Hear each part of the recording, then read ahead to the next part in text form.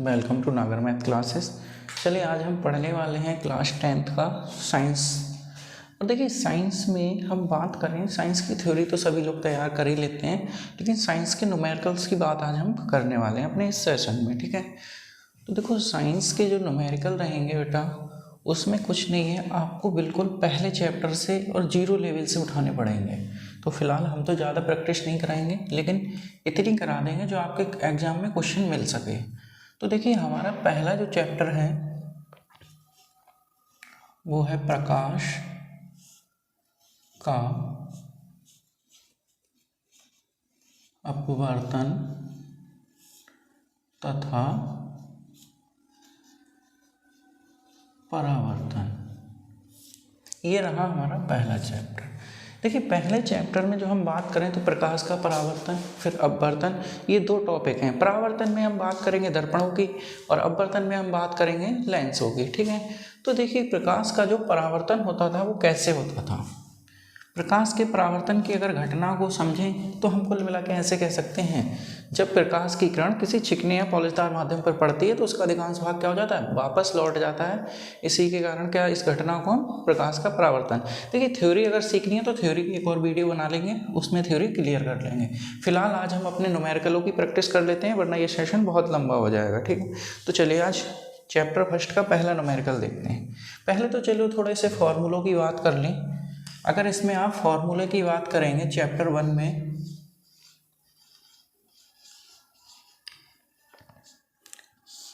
तो देखिए अगर हम बात कर रहे हैं स्टार्टिंग की, तो सबसे पहले तो हमारा एक ही फॉर्मूला रहता है जो कि बहुत फेवरेट है, F बराबर R/2।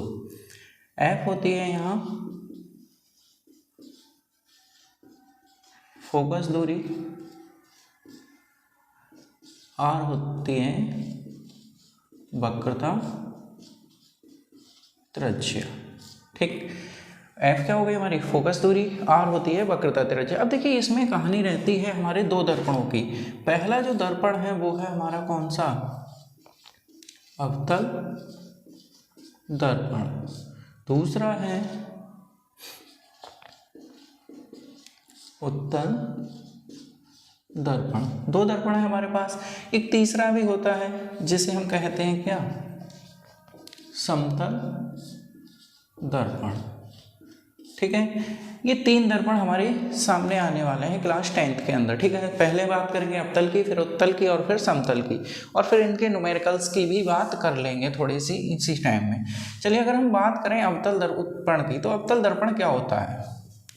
देखिए बेटा जो अवतल दर्पण होता है उसमें जो परावर्तन होता है वो आंतरिक सतह से होता है। बाहरी सतह पे क्या कर देते हैं, हम पॉलिश कर देते हैं। दर्पण क्या होता है, दर्पण होता है एक गोले का कटा हुआ भाग हमारा।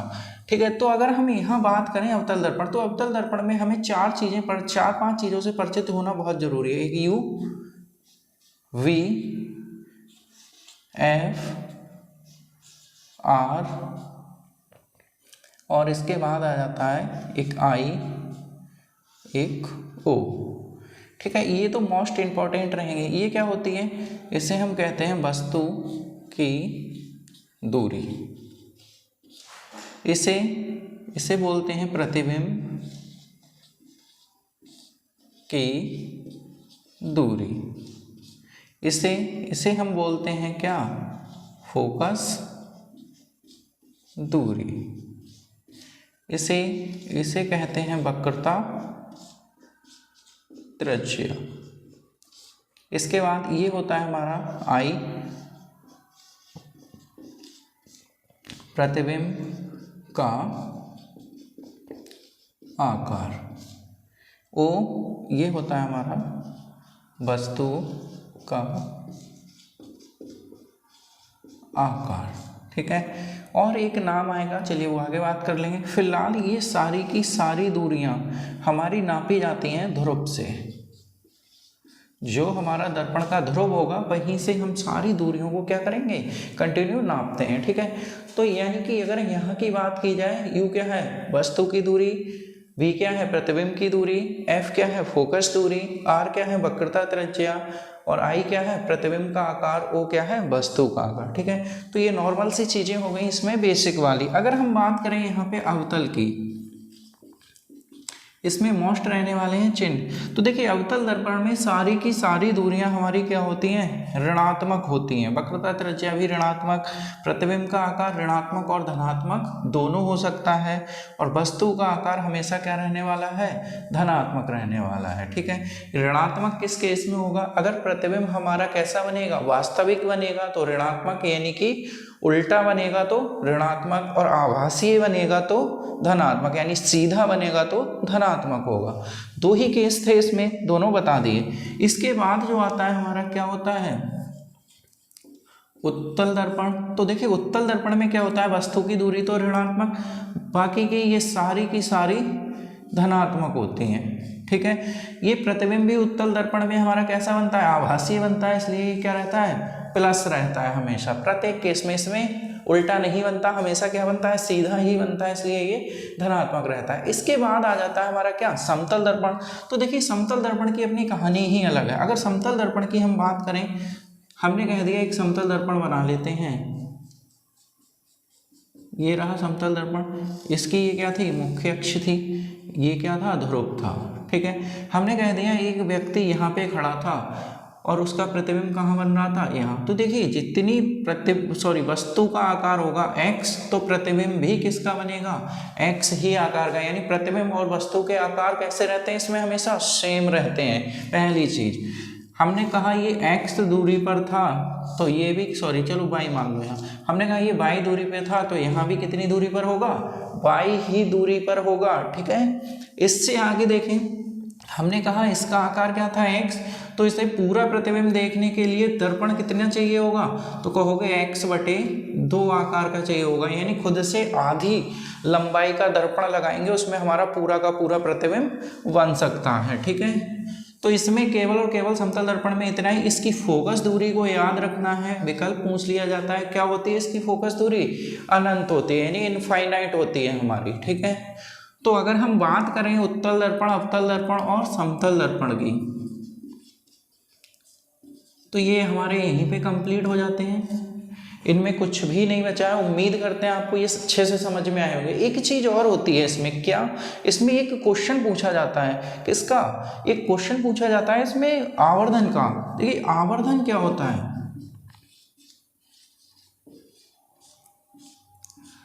आवर्धन को हम m से प्रेजेंट करते हैं। ठीक है, m से प्रदर्शित करते हैं इसे। तो क्या होता है इसमें, m बराबर, इसका एक फॉर्मूला रहता है क्या, I/O बराबर -V/U। अब देखो ये m तो तुम्हें पता है आवर्धन देगा तब भी m लगाओगे, लेकिन अगर कभी भी किसी सवाल के अंदर लिख दिया उसने गुना, आधा, तिहाई, इस तरीके के कोई से भी वर्ड यूज करे, इन सभी को आप आंखें बंद करके क्या मान लेंगे, m मान लेंगे, और रख देंगे क्या, m बराबर -V/U। ये केस लगाते ही आपका सवाल आगे की ओर कंटिन्यू हो जाएगा। ठीक है, तो अगर हम बात करें पहले टॉपिक की, इसका हमारा क्या था, प्रकाश का परावर्तन, और परावर्तन में हमने पढ़े दर्पण। ठीक है, तो दर्पण से क्वेश्चन मिलेगा तो आपको इतने ही टॉपिक से मिल जाएगा, इससे ज़्यादा आपको प्रैक्टिस करने की ज़रूरत नहीं पड़ने वाली है। तो चलिए हम इसका एक क्वेश्चन देख लेते हैं। हम अगर इसके क्वेश्चन की बात करें तो एक क्वेश्चन था इसका, ये कह रहे थे एक अवतल दर्पण की वक्रता त्रिज्या 20 सेंटीमीटर। अब देखिए अगर इन क्वेश्चनों को सॉल्व करना है तो हमने आपसे कहा था कि दूरियों के चिन्हों का विशेषकर ध्यान रखना है आपको। तो हम बात करें क्वेश्चन नंबर 1 की आज के अपने सेशन में। ठीक है, तो ये कह रहे थे एक अवतल दर्पण, देखो पता चला हमें कौन सा दर्पण है, तो तुरंत कह देंगे क्या, अवतल दर्पण की बात चल रही थी भाई। अब अवतल दर्पण की बात चल रही है, ये बात क्लियर हो गई तो ठीक है। फिर कह रहे हैं एक अवतल दर्पण की वक्रता त्रिज्या कितनी है, एक अवतल दर्पण की वक्रता त्रिज्या 20 सेंटीमीटर है। तो देखिए अवतल दर्पण की वक्रता त्रिज्या यानी r से प्रेजेंट करते हैं, r का मान क्या लगाएंगे, कहेंगे -20 सेंटीमीटर। फिर क्या कह रहे थे, एक अवतल दर्पण की वक्रता त्रिज्या 20 सेंटीमीटर है, कोई वस्तु अवतल दर्पण से 15 सेंटीमीटर की दूरी पर रखी है। क्या रखी है, वस्तु रखी हुई थी, तो हम कहेंगे वस्तु कहाँ रखी है, यानी कि u का मान दे दिया हमारे लिए -15 सेंटीमीटर। 15 सेंटीमीटर की दूरी पर वस्तु रखी थी, कह रहे थे दूरी पर वस्तु रखी, दर्पण से वस्तु के प्रतिबिंब की दूरी ज्ञात कीजिए। तो हमारे लिए दर्पण से वस्तु के प्रतिबिंब की दूरी का मतलब हो गया क्या, v का मान ये पूछ रहे थे। दर्पण सूत्र आपको बताया ही था, क्या होता था, कहेंगे दर्पण सूत्र से। अच्छा, दर्पण सूत्र नहीं बताया है, चलो दर्पण सूत्र और सुन लो बेटा जरा जल्दी से, फिर इस सवाल पे पहुंचेंगे। अगर हम बात करें, हमारा होता था दर्पण सूत्र, क्या होता है दर्पण सूत्र, 1/f बराबर 1/v प्लस 1/u, ये रहता है आपका दर्पण सूत्र। ठीक है, कोई दिक्कत नहीं है, चाहे उत्तल दर्पण की बात करें और चाहे अवतल की, चाहे उत्तल हो और चाहे अवतल हो, दोनों के लिए दर्पण सूत्र हमारा सेम ही रहेगा। ठीक है, प्रत्येक कंडीशन के लिए। तो चलिए अब इस सवाल पे आ जाते हैं। हमने कहा दर्पण सूत्र से, तो दर्पण सूत्र क्या था हमारा, लिख देंगे यहाँ पे, यहाँ लिख लेते हैं, कहेंगे 1/f बराबर 1/v प्लस 1/u, ये होता था हमारा दर्पण सूत्र। लगाओगे इस दर्पण सूत्र को तो क्या हो जाएगा, कहेंगे 1/f का मान नहीं पता तो कैसे निकालेंगे, फॉर्मूला पता था आपके लिए, फोकस दूरी और वक्रता त्रिज्या बताया था। कहेंगे f बराबर क्या होता है हमारा r/2, और r का मान क्या दिया था, -20/2, यानी कि इसका मान आ जाएगा निकल के -10, मात्रक था सेंटीमीटर। तो लगा देंगे कितना, -10 बराबर 1/v का मान नहीं पता, ऐसा ही छोड़ देंगे, प्लस 1/u की जगह कितना दिया हुआ था, कहेंगे -15 दे रखे थे। तो यहाँ से भाई नेक्स्ट स्टेप में आपको क्या करना है, गलती ना हो, माइनस चिन्ह ऊपर भेजेंगे, 1/10 बराबर 1/v, माइनस प्लस की गुणा -1/15। यहाँ से कहेंगे इसे इधर उठा लाएं, इधर आके ये प्लस के हो जाएंगे 1/15, और इधर चल रहे थे हमारे काय के, माइनस के चल रहे थे कितने, 1/10 बराबर में 1/v। यहाँ आपसे कहेंगे एलसीएम ले लो, इसका एलसीएम कितना आ जाएगा, 30। अब जिसे लासा निकालना नहीं आता वो क्या करेगा, वो भाई लासा निकाल के देख लेगा। कैसे निकालते हैं लासा, कहेंगे 15 और 10 का लासा चाहिए था, 5 से काट दें, 5 तियाँ 15, 5 दूनी 10, 3 से काट दो, 3 एकम 3, 2 ऐसे ही रहेंगे, 2 से काट दो 1 1, इनकी मल्टीप्लाई कर दो 5 × 3 × 2, यानी कि 5 तियाँ 15, 15 दूनी 30 निकल के आ जाएगा। 30 लासा ले लिया, कहेंगे 15 दूनी 30, तो 1 की मल्टीप्लाई 2 से, चिन्ह माइनस का 1 ऐसा ही कहेंगे, 10 तियाँ 30, यानी 1 की मल्टीप्लाई 3 से, इधर 1/v ऐसे ही रहेंगे। इधर क्या हो जाएंगे, इधर का हो गए 2 हो गए, इधर -3 और बटे में 30 बराबर क्या, इधर 1/v रहने वाले। इसे घटाएंगे तो क्या आ जाएगा, घटाएंगे तो भी बचेगा यहाँ से -1 और बटे में कितने 30 बराबर 1/v। कैंची गुणा कर दें तो v का मान कितना आ जाएगा, -30 सेंटीमीटर। और जो हमारा आंसर आए उसके लिए आप थोड़ा सा डार्क करेंगे, यानी कि इस तरीके से सर्किल के अंदर बंद करके लिखेंगे। ठीक है, तो उम्मीद करते हैं आपके ये क्वेश्चन समझ में आया होगा। तो देखिए दर्पण के सेशन में हमारे लिए एक ही क्वेश्चन करना है। ठीक है, अब आगे बात करेंगे तो आगे क्या है हमारा, परावर्तन पढ़ा। परावर्तन में 2 नियम होते हैं, वो भी आपको याद करने हैं। उसके बाद इससे न्यूमेरिकल मिलेगा तो इसी कंडीशन से मिल सकता है आपको। ठीक है, और थोड़ा बहुत आगे बढ़ा सकता है, क्या आवर्धन का न्यूमेरिकल पूछ सकता है, आकार पूछ सकता है, तो फॉर्मूले आपके पास हैं, लगा सकते हो और निकाल सकते हो। तो हमारा समाप्त हो गया। अब इसके बाद हम पढ़ेंगे प्रकाश का अपवर्तन। देखिए अपवर्तन पढ़ने से पहले अगर ये इधर का थोड़ा सा नहीं आ रहा था तो हम आपको बता दें क्या किया था हमने। यहाँ पे इतनी चीज़ तो समझ में आई गई होगी, इससे माइनस चिन्ह से मल्टीप्लाई करेंगे, प्लस माइनस की गुणा माइनस, इसे इधर उठा के लाओगे प्लस हो जाएगा, घटाएंगे एलसीएम लेंगे गुणा भाग, और यहाँ से इस तरीके से आपको आंसर मिल जाएगा। चलिए तो हम बात करेंगे नेक्स्ट टॉपिक की, इसके बाद अपने इसे रफ कर लेते हैं और बढ़ेंगे नेक्स्ट टॉपिक की ओर। देखिए नेक्स्ट टॉपिक जो है हमारा वो है प्रकाश का अपवर्तन। अपवर्तन क्या होता है भाई, अपवर्तन का मतलब होता है जब कोई प्रकाश की किरण एक माध्यम से दूसरे माध्यम में जाती है तो वह अपने मार्ग से क्या हो जाती है, विचलित हो जाती है। प्रकाश की किरण का अपने मार्ग से विचलित होना ही क्या कहलाएगा, हमारा प्रकाश का अपवर्तन कहलाएगा। ठीक, तो अपवर्तन से भी एक क्वेश्चन मिलने के चांसेस रहते हैं। तो दर्पण पढ़ लिए हमने। दर्पण में अगर उत्तल का आएगा तब भी इसी कंडीशन पे क्वेश्चन होगा, और अवतल का आएगा तब भी इसी कंडीशन पे आपको क्वेश्चन के दर्शन होने वाले हैं। ठीक, आगे बढ़े तो नेक्स्ट टॉपिक जो आने वाला है हमारा वो है क्या, अपवर्तन। अपवर्तन क्या होता है भाई? अपवर्तन अभी अभी आपको डेफिनेशन बता ही दी। अब इससे मिलेंगे कुछ फॉर्मूले। ठीक है, देखिए फॉर्मूलों की सभी से बात करनी है जरूर। कौन से फॉर्मूले मिलेंगे इससे? देखिए इसमें सबसे पहला तो एक चीज याद रखना है हमारे लिए, एक नाम आएगा के सापेक्ष। के सापेक्ष का मतलब क्या होता है? तो देखो के सापेक्ष की बात कर लेते हैं बेटा। हमने कहा के सापेक्ष, के सापेक्ष के लिए आप ऐसे एन दर्शाएंगे। ठीक है, अब उसने कह दिया क्या, वायु के सापेक्ष, और इधर क्या कह दिया आपसे, जल। अब वायु के सापेक्ष, वायु को इंग्लिश में एयर बोलते थे, तो वायु का मतलब ए हो गया, वायु के सापेक्ष जल, जल का मतलब वाटर यानी कि डब्ल्यू आ गया। वायु के सापेक्ष जल का अपवर्तनांक बता सकते हैं अब हम इसके अनुसार। ठीक है, ये जो एन होता है ये क्या होता है आपका, ये होता है अपवर्तनांक। ठीक है, तो एन क्या, अपवर्तनांक, और बाकी के जो भी नाम आएंगे उन्हें आप कंटिन्यू देख सकते हैं। फॉर्मूले की बात करें तो पहला फॉर्मूला इससे रहता है, अगर हमें कहीं दिया है वायु के सापेक्ष जल का अपवर्तनांक, ठीक है, तो हमसे उल्टा हो जाता है, इसका पूछ लिया जाएगा क्या, जल के सापेक्ष वायु का अपवर्तनांक। पहला फॉर्मूला ये रहेगा। इसके संयुग्मी कैसे बन सकता है, वो आपको घुमा सकता है। पहले माध्यम के सापेक्ष दूसरे का अपवर्तनांक दिया है तो हम कहेंगे 1/2 दूसरे माध्यम के सापेक्ष पहले माध्यम का अपवर्तनांक।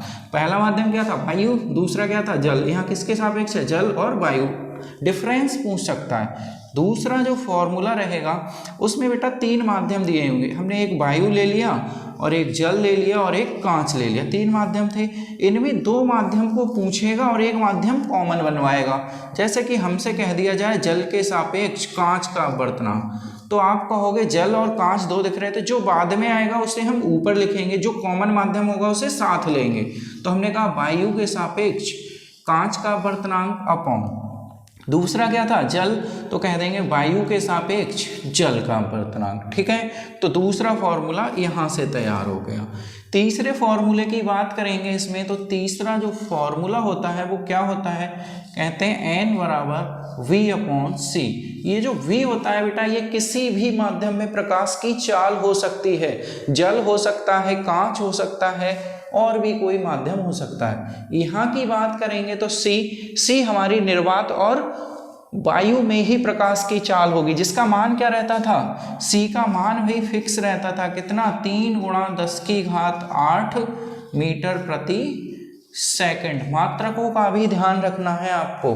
चलिए, तो ये हो रहा हमारा इस अपवर्तन का बेसिक। तो अपवर्तन पे हमारा क्वेश्चन पूछा जाता है, जो कि बहुत अच्छा क्वेश्चन है और बोर्ड वालों का भी फेवरेट है, बहुत पूछा गया है बेटा। चलिए, तो इस क्वेश्चन को भी देख लेते हैं। देखिए, अगर हम बात करें इस क्वेश्चनों की पीडीएफ की, तो क्वेश्चनों की पीडीएफ हम अपने टेलीग्राम चैनल पर डाल देंगे। जिसे भी अगर देखनी है पीडीएफ तो वो टेलीग्राम चैनल पर जाके देख सकता है। टेलीग्राम चैनल है हमारा स्टडी बाई अनिल नागर। ठीक, चलिए, क्वेश्चन नंबर 2 था हमारा, वो था, कह रहे थे वायु के सापेक्ष वायु के सापेक्ष जल तथा कांच के अपवर्तनांक क्रमशः 4/3 और 3/2 हैं। इन्होंने कहा वायु के सापेक्ष कांच तथा जल, तो वायु के सापेक्ष कांच तो यहाँ ले लिया, तो वायु के सापेक्ष जल भी दे रखा था इन्होंने। वायु के सापेक्ष कांच पहले आया तो पहले अपवर्तनांक दे दिया 4/3। फिर कह रहे थे वायु के सापेक्ष जल, और जल का अपवर्तनांक दे दिया कितना, ये दे रहे थे 3/2। क्या पूछ रहे थे, ये कह रहे ज्ञात कीजिए फर्स्ट खंड में कांच के सापेक्ष जल का अपवर्तनांक। ठीक है, कांच के सापेक्ष जल का अपवर्तनांक, तो हम क्या कहेंगे, कांच के सापेक्ष, कांच का मतलब ग्लास, कांच के सापेक्ष जल का अपवर्तनांक यानी कि वाटर। ये आपको क्या करना था, फाइंड करना था। दूसरा पूछ रहे थे सेकंड खंड में जल के सापेक्ष कांच का अपवर्तनांक यानी WNG। जल के सापेक्ष कांच का अपवर्तनांक, इसका भी मान पूछ रहे थे। दो चीजें हमसे इस क्वेश्चन के अंदर पूछी गई हैं। तो भाई हम जानते थे क्या, बहुत आसान सा क्वेश्चन है, कुछ दिक्कत नहीं है। हमने कहा G&W बराबर, कहा था जो बाद में आएगा, पहले बेटा कॉमन माध्यम क्या दिखा, वायु, तो हम कहेंगे बाद में आया उसे पहले, तो A&W ऊपर, और जो पहले आया उसे बाद में, तो यानी कि उसे नीचे, ऐसा बोल सकते हो, ANG। क्लियर। तो यहाँ से कहेंगे G&W बराबर ANG का मान कितना था, तो कहोगे 4/3 था, बटे यहाँ क्या था, ANW का मान कितना था हमारा, तो कहेंगे 3/2 था। और ANG, तो ANG का मान कितना था, कहेंगे 4/3 था।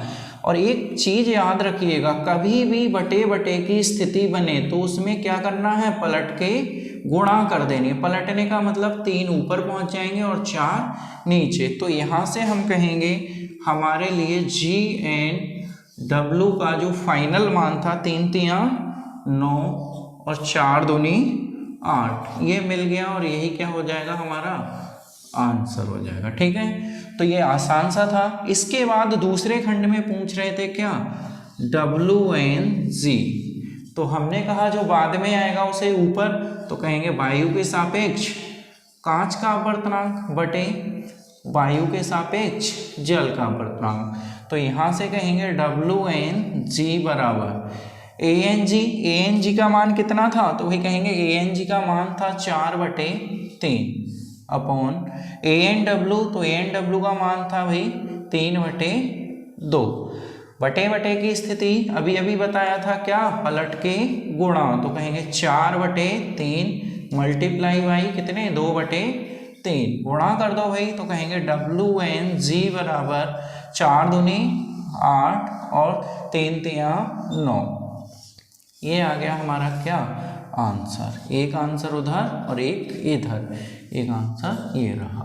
ठीक है, तो देखिए हमारा अगर अपवर्तन पे कोई क्वेश्चन पूछा जाएगा तो या तो इसी पे आधारित होगा, या फिर किस पे पूछ सकता है भाई, या पूछ सकता है बेटा इस पे। तो इस पे आप क्वेश्चन की प्रैक्टिस स्वयं कर लीजिएगा। ठीक है, और नहीं आए तो बताना, हम करा देंगे।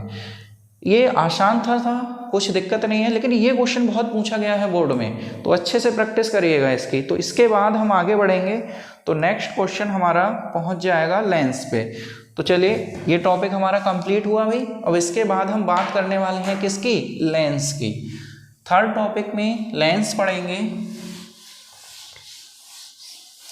लेंस क्या होते थे भाई, लेंस जो आपकी आई साइड वीक हो जाती है, चश्मे में लगवाते हो, वही लेंस होते हैं हमारे। कितने प्रकार के होते थे, तो लेंस के बारे में बात करेंगे। लेंस 2 प्रकार के होते थे, कौन से, तो कहेंगे एक उत्तल होता था और एक अवतल होता था। 2 प्रकार के लेंस पढ़े थे, उत्तल और अवतल। उत्तल लेंस की बात करेंगे बेटा, तो हमारा उत्तल लेंस जो होता था वो किनारों पर पतला और बीच में मोटा होता था। अवतल लेंस किनारों पर मोटा और बीच में पतला होता था। ठीक है, तो ये 2 लेंस थे, दोनों लेंस पढ़ने। इसके सेम चिन्ह की प्रॉपर्टी रहने वाली है किसकी अकॉर्डिंग, दर्पण के अकॉर्डिंग। ठीक है, तो केवल और केवल चेंज क्या होगा इसमें, चेंजेबल रहेगा हमारा लेंस सूत्र। और लेंस सूत्र क्या होता था, चलिए पहले तो बात कर लेते हैं, टॉपिक डाल लेते हैं लेंस। लेंस में हम क्या पढ़ने वाले हैं, लेंस हमारे होते थे 2 प्रकार के, अभी अभी बताए। एक कौन सा, अवतल लेंस, और एक होता था उत्तल लेंस। ठीक है, अगर हम बात करेंगे लेंस सूत्र की, क्या होता था लेंस सूत्र। लेंस सूत्र आपको सिखाया था 1/f बराबर 1/v। दर्पण बताया था बेटा, सेम उसी के तरह है, केवल प्लस की बजाय चिन्ह आ जाता है माइनस का, 1/u। तो पहला फॉर्मूला तो आपको ये ध्यान रखना है इसके अंदर। ठीक है, दूसरे फॉर्मूले की बात करेंगे, इसमें होता है एक क्षमता से रिलेटेड फॉर्मूला। क्षमता क्या होती है? किसी वस्तु के कार्य करने की कैपेसिटी को ही हम क्या कहते हैं? क्षमता कहते हैं। चलिए, तो क्षमता का फॉर्मूला इसे हम P से प्रेजेंट करते हैं। P बराबर दो फॉर्मूले बनते हैं, एक 1/f। यहाँ पे ये जो फोकस दूरी होती है वो किस में होती है? मीटर में होती है। और इस क्षमता का मात्रक क्या रहता है? तो मात्रक रहता है डायोप्टर। ठीक है, जिसे D से प्रदर्शित करते हैं, या फिर कहोगे क्या? डायोप्टर। ठीक है, डायोप्टर इसका मात्रक होता था। दूसरा फॉर्मूला क्या बनता है? तो कहेंगे P बराबर 100/f, और f किस में होगा? सेंटीमीटर में। इसका भी मात्रक डायोप्टर ही रहेगा। अगर कभी भी दो लेंसों की क्षमताएं दे दे और संयुक्त लेंस की क्षमता पूछ ले तो क्या कह दोगे? P बराबर P1 प्लस P2 कह दोगे। तो ये क्या हो जाएगी? संयुक्त लेंस की क्षमता हो जाएगी। ठीक है, तो ये रहा हमारा लेंस का टॉपिक। लेंस में इतना ही। बाकी के ये जो चिन्ह की परिपाटी है, U, V और F के जो चिन्ह लगाने हैं आपके, वो किसके? दर्पण की ही अकॉर्डिंग रहते हैं, कोई भी चेंजेबल नहीं होता है हमारा। ठीक है, केवल और केवल प्रतिबिंब में चेंज होगा। उसमें उत्तल दर्पण था, सॉरी अवतल दर्पण में हमारा वास्तविक बनता था। यहाँ अवतल लेंस में हमारा क्या बनेगा? आभासीय, और उत्तल में वास्तविक बनेगा। ठीक है, इतना केवल चेंजेस है इसके अंदर। तो अब आप बात करें इसका न्यूमेरिकल की, तो इसका न्यूमेरिकल देख लेते हैं क्या दिया हुआ था। दो न्यूमेरिकल कर चुके थे अभी तक, हम बात करेंगे थर्ड न्यूमेरिकल की अपने। और थर्ड न्यूमेरिकल में था हमारा, ये कह रहे थे क्या? एक उत्तल लेंस की फोकस दूरी 50 सेंटीमीटर है। तो भाई देखिए, उत्तल लेंस और उत्तल दर्पण एक ही बात नहीं है, लेकिन चिन्ह एक ही जैसे रहते हैं। उत्तल लेंस में फोकस दूरी धनात्मक होगी, और ये कह रहे थे उत्तल लेंस की फोकस दूरी 50 सेंटीमीटर है। तो हमने कह दिया 50 सेंटीमीटर। फिर क्या कहा? फिर कह रहे थे इस लेंस से कितनी दूरी पर कोई वस्तु रखी जाए। देखिए, अब हमने ये कौन सा आवर्धन वाला इसमें इन्वॉल्व कर लिया है। ठीक है, किधर गया? इस लेंस से कितनी दूरी पर कोई वस्तु रखी जाए जिससे कि वस्तु से 2 गुना बड़ा प्रतिबिंब बने, जबकि वास्तविक हो और आभासी हो। दो केस दिए हुए थे इस क्वेश्चन के हमारे लिए। ठीक है, और दोनों केस आपको सॉल्व करने हैं दिमाग लगा के। तो क्या करना है इसमें? फोकस दूरी दे दी, बाकी का 2 गुना आकार, यानी कि m का जो मान था वो कितना दे दिया? 2 दे दिया है। अब इस m के मान को आपको 2 केसेस यूज करने हैं। फर्स्ट केस वास्तविक, और सेकंड केस आभासी है। ठीक है, अभी अभी हमने बेटा एक बात की थी, क्या? हमने कहा था उत्तल दर्पण और उत्तल लेंस सेम नहीं होते, प्रतिबिंब चेंज हो जाते हैं। और यहाँ क्या बनना है? प्रतिबिंब, यानी कि जो उत्तल दर्पण हो, सॉरी उत्तल लेंस होगा, उसमें हमारा प्रतिबिंब कौन सा बनता है? वास्तविक, और वास्तविक का मतलब उल्टा। तो यानी कि m का मान जो रहने वाला है यहाँ काय का रहेगा? माइनस का रहेगा वास्तविक के केस में। तो हम कह सकते हैं, देखिए लेंस के लिए एक फॉर्मूला और बचा है आपका, वो और सीख लो। क्या? आवर्धन। थोड़ा सा चेंजेस होता है बेटा आवर्धन में। हम पढ़ते थे m बराबर I/O बराबर -v/u, लेकिन यहाँ पे क्या रहता है? v/u रहता है। इतना आपको क्या रखना है? ध्यान रखना है बस, बाकी का और कोई केसेस नहीं है इसमें समझने लायक। तो हमने यहाँ पे कहा m का मान क्या हो जाएगा वास्तविक के केस में? -2। पता था हमको m बराबर क्या होता है? v/u। अब दर्पण होता तो -v/u हो जाता। यहाँ कहेंगे -2 बराबर v/u, तो यानी v बराबर क्या आ जाएंगे? -2u। फोकस दूरी दी थी, v और u में रिलेशन मिल गया। फॉर्मूला क्या होता था लेंस सूत्र? कहेंगे 1/f बराबर 1/v माइनस 1/u। 1/f का मान कितना था? कहेंगे 50 बराबर 1/v का मान कितना आ गया? कहोगे -2u माइनस 1/u, u ही रहेगा। क्या करें बेटा इसमें? तो हमने कहा इसे तो ऐसा ही छोड़ दो 1/50। इधर एलसीएम लेने से पहले चिन्हों को ऊपर भेजोगे तो ये -1/2u हो जाएंगे, इधर -1/u हो जाएंगे। तो 1/50 बराबर एलसीएम कितना आएगा? कहेंगे एलसीएम हो जाएगा 2u। यहाँ पे कहेंगे -1, इधर देखेंगे तो माइनस के कितने हो जाएंगे? 2, कैंची गुणा यहाँ हो जाएंगे 2u बराबर चलो कैंची गुणा नेक्स्ट स्टेप में कर देंगे 50, यहाँ पे हो जाएंगे -3/2u। तो यहाँ से कहोगे भाई, सॉरी ये 2u नहीं आएंगे, कितने रहेंगे, अभी कैंची गुणा नहीं किए तो 1 रहेगा। इधर गुणा करेंगे तो 2u बराबर 50 तियाँ 75 हो जाएंगे हमारे, सॉरी 5 तियाँ 15 हो जाएंगे, यानी 150। तो u बराबर क्या आ जाएगा, कहेंगे -150/2, 2 से काट दो, 2 एकम 2, 2 सत्ते 14, 2 पंजे 10, यानी u का जो मान होगा वो आ जाएगा बेटा -75 सेंटीमीटर। तो पहली कंडीशन में वस्तु कहाँ रखनी पड़ेगी, 75 सेंटीमीटर की दूरी पर। अब अगर यही केस किसका हो, सेकंड खंड ले लें, हमने कह दिया आभासीय, तो m का मान क्या रहेगा, +2 रहने वाला है आपका, यानी कि m का जो मान रहेगा वो रहेगा +2। तो फॉर्मूला जानते ही थे, m बराबर v/u, m की जगह क्या 2 बराबर v/u। यहाँ से आप कह सकते हो v बराबर किसके, 2u के, फॉर्मूला 1/f बराबर 1/v - 1/u। कहेंगे 1/f की जगह कितना लगा दोगे, 50 बराबर 1/v की जगह 2u - 1/u। यहाँ पे तो 1/50 हमारे ऐसे ही रहेंगे बराबर, एलसीएम कितना आ जाएगा 2u, क्योंकि चिन्ह कोई नहीं थे तो डायरेक्ट ले सकते हैं। यहाँ क्या 1 u छोड़ देंगे तो भाई क्या बचे 2, तो 2 आ जाएंगे। यहाँ कहोगे 1/50 बराबर क्या बचेगा, कहेंगे -1/2u, कैंची गुणा, तो कहोगे 2u बराबर कितना, कह देंगे 50, तो u बराबर कहेंगे माइनस चिन्ह रहेगा, -50/2 डिवाइड कर दो, तो भाई u का मान कितना मिलेगा, -25 सेंटीमीटर। तो देखिए हमसे पूछी गई थी वास्तविक के केस में और आभासीय के केस में क्या वस्तु की दूरी। तो बेटा वास्तविक और आभासीय के केस में आपकी वस्तु की दूरी आपके सामने दिखाई दे रही है, ठीक है।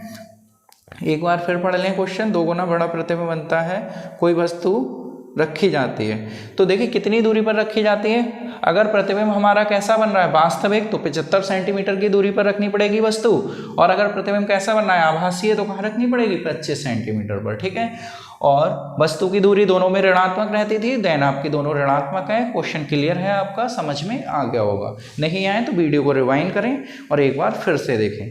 तो इसी के साथ हमारा लेंस तक का आज टॉपिक समाप्त हो गया, और भाई नेक्स्ट वीडियो में हम इससे आगे क्वेश्चनों की प्रैक्टिस करने वाले हैं, ठीक है। नेक्स्ट वीडियो में हम पढ़ेंगे क्या, पहला चैप्टर इतना ही था, पहले चैप्टर से सारे क्वेश्चन हो चुके हैं, 3 क्वेश्चन कराए हमने और तीनों के फॉर्मूलों वगैरह की चर्चा कर ली, ठीक है। तो इसके बाद हम पढ़ने वाले हैं क्या, मानव नेत्र, और मानव नेत्र में क्या पढ़ेंगे, निकट दृष्टि दूर दृष्टि पे एक क्वेश्चन देख लेंगे, या निकट पे देख लेंगे, दूर पे किसी एक पे देख लेंगे, ठीक है। उसके बाद उसमें प्रिज्म आता है तो प्रिज्म पे देख लोगे, उसके बाद पहुंच जाओगे आप लाइट पे, और लाइट से भी क्वेश्चन ढेर सारे बनते हैं, ठीक है। तो कल का जो सेशन होगा हमारा वो इस सीरीज पे होने वाला है। तो आज के लिए थैंक्स फॉर वॉचिंग, पढ़ते रहें, मेहनत करते रहें।